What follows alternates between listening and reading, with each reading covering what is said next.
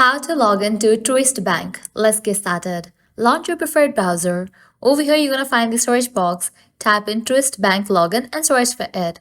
Different website links will appear. Navigate to this one website, bank.truist.com, Truist Online Banking Login. With that, you will be directed to the login page. Now from here, you can easily get access to your Truist Bank account.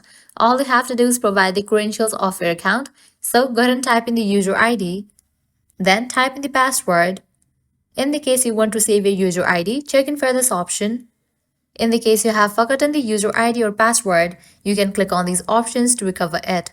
Once you fill this, click on Sign In, and just for that, you will be logged into your Truist account. You can also use QR code to log in. If you want to do so, click on this option of Sign In with a QR code. Now you have to follow these 3 simple steps to sign in. Sign in to Truist app using Face ID or Touch ID. Go to Profile and select the QR code. Scan the QR code below to sign into Truist.com.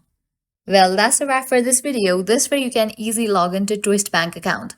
At the end, if you guys find this video helpful, don't forget to like, share, and subscribe to our channel. Thanks for watching.